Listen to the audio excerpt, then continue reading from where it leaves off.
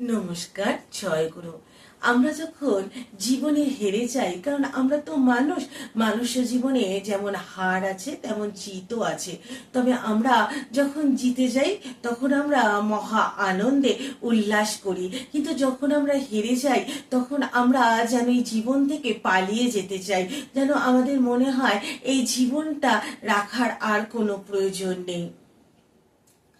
তো এরকমই একটি বাস্তব ঘটনার কথা আজ উল্লেখ করছি। একজন দাদা, যিনি খুব বড় একজন ব্যবসায়ী।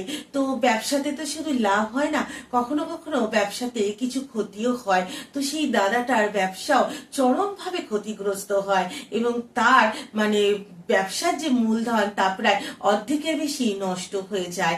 তো সেই দাদাটা খুব মর্মাহত হয়ে পড়ে যে এত বড় ব্যবসাটা নষ্ট হয়ে যায়, আমার জীবনের আর যেন কিছুই বেঁচে রইল না। তো সেই দাদাটা প্রত্যেকদিন মনে করেন যে আমি আর বাঁচবো না। এমনকি তার যে শোবার ঘরটা ছিল, সেই শোবার ঘরের জানলা দিয়ে একটি গাছ দেখা যেত। সেই গাছটায় তিনি মনে মনে ভাবলেন যে এই গাছটার যেদিন সব কটা পাতা পড়ে যাবে সেদিন আমি মারা যাব। তো সেই সময়টা ছিল শীতের শেষ। তো আমরা সকলেই জানি শীতের সময় গাছ তার সমস্ত পাতা ফেলে দেয়, সে আবার নতুন পাতার জন্ম দেয়। তো সেই গাছটার প্রত্যেকদিন পাতা পড়ে যেতে থাকে, আর সেই দাদাটা কুকড়ে ওঠে যেন যেন আর সে বেঁচে থাকবে না। তো তার বউ তাকে বোঝানোর চেষ্টা করে যে একবার জীবনে আমরা হেরেছি তো কি হয়েছে, আমরা জীবনটাকে আবার নতুন করে গড়বো। কিন্তু যখন আমরা ভেতর থেকে বাঁচার ইচ্ছাটাকে নষ্ট হয়ে যায়, তখন কিন্তু আমাদের আর কিছুই ভালো লাগে না। আমরা যেন সত্যিকারের মৃত্যুর জন্য অপেক্ষা করি। তো একদিন সকালবেলা ঘুম থেকে উঠে সেই দাদাটা দেখলেন সত্যি গাছটাতে আর একটাও পাতা নেই, সমস্ত পাতা ঝরে গেছে। আগের দিন রাত্রিরে প্রচন্ড ঝড় বৃষ্টি হয়েছে, আর সেই ঝড় বৃষ্টিতে সব পাতাগুলো মরে চলে গেছে।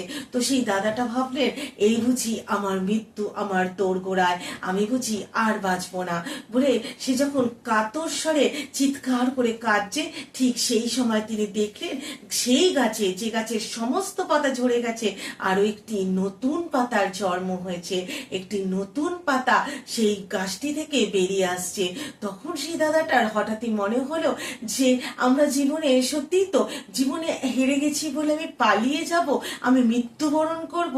এই তো গাছটা তার সমস্ত পাতা ঝরে গেছে, আবারও নতুন পাতার জন্ম হয়েছে। সে তো আবার বেঁচে থাকার আশাতেই আবারও এই প্রকৃতির সাথে লড়াই করার জন্য সে আবারও নতুন পাতার জন্ম দিয়েছে। তাহলে আমি কেন এই জীবনটাকে নতুন করে আবার গড়তে পারবো না? তো সেই দাদাটাও আবার নিজের জীবনটাকে নতুন করে গড়ার স্বপ্নে অগ্রসর হলো। এই হলো আমাদের মানুষ্য জীবন, যেখানে আমাদের জিত আছে, হার আছে, কিন্তু আমরা যেন কখনো হেরে গিয়ে পালিয়ে না যাই। পরম প্রেমময় শ্রী শ্রী ঠাকুর অনুকূলচন্দ্র, যিনি কর্মে বিশ্বাসী, যিনি প্রত্যেকটা কিছুর মধ্যেই আমাদেরকে বলেছেন যে আমরা যেন আমাদের কর্মের উপর বিশ্বাস করি। আমরা যদি ভালো করি আমরা ভালো পাবো। তাই আমরা যদি হেরে যাই, আমরা যদি আমাদের প্রত্যেকটা মানুষই কিন্তু এক এক সময় আমরা ব্যর্থ হই। তাই ব্যর্থ হয়ে আমরা যেন কাতর না হই, আমরা যেন জীবনে আবারও উঠে দাঁড়ানোর চেষ্টা করি। তবেই কিন্তু আমাদের জীবনে সফলতা আসবে। আর ঈশ্বরের পরম আশীর্বাদ কিন্তু তখনই আমরা লাভ করব। যে হতে চায়, যে করতে চায়, সেই তো পরম আশীর্বাদ ঈশ্বরের কাছ থেকে পায়, সেই তো জীবনের পথে অগ্রসর হতে পারে। তাই জীবনে আমাদের ব্যর্থতা আসুক আর সফলতা আসুক, যাই আসুক না কেন, আমরা যেন কখনো পিছু না হটি। তাই আমরা যেন প্রত্যেকেই আমাদের জীবনটাকে বয়ে নিয়ে চলি এবং সার্থক মানুষ রূপে আমরা আত্মপ্রকাশ করতে পারি। আজ এই পর্যন্তই। নমস্কার, জয় গুরু।